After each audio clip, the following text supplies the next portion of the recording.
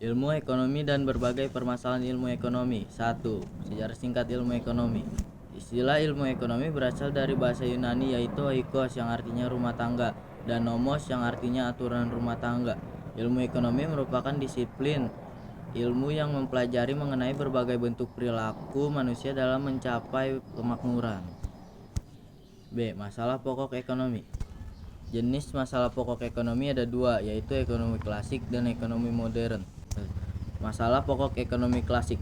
Masalah pokok ekonomi klasik adalah masalah ekonomi yang dilihat dari sudut pandang sederhana. Permasalahan ekonomi klasik berdiri dari beberapa kegiatan produksi. Masalah produksi adalah suatu masalah mengenai barang dan jasa yang dibutuhkan oleh orang banyak, tentang bagaimana memproduksi semuanya itu.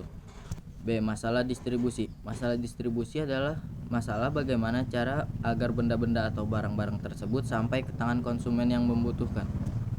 C. Masalah konsumsi. Masalah konsumsi adalah kegiatan yang berhubungan mengenai beberapa hal seperti apakah benda pemuas kebutuhan yang diproduksi memang benda yang dapat dimiliki oleh konsumen. 2. Masalah pokok ekonomi modern.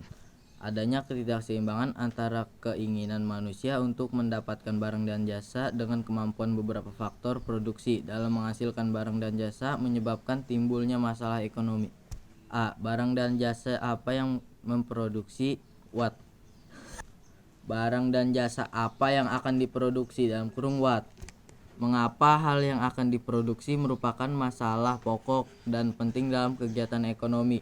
Hal ini dikarenakan kesepakatan penentuan apa yang diproduksi bisa mengakibatkan kerugian.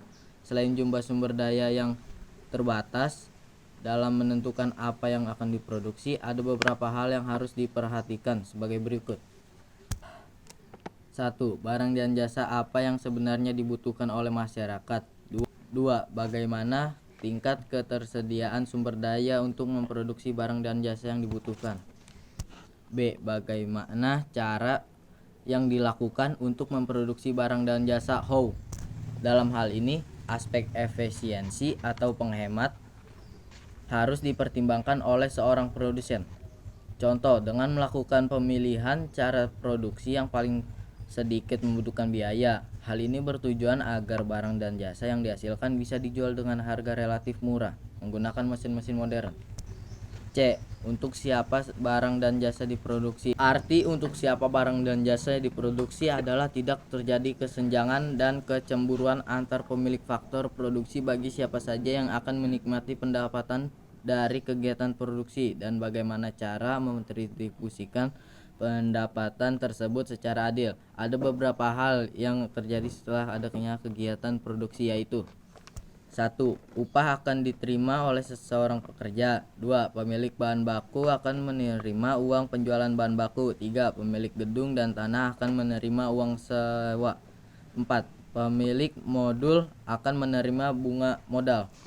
5. Pengusaha akan menerima laba dari penjualan produknya. Terima kasih. Wassalamualaikum warahmatullahi wabarakatuh.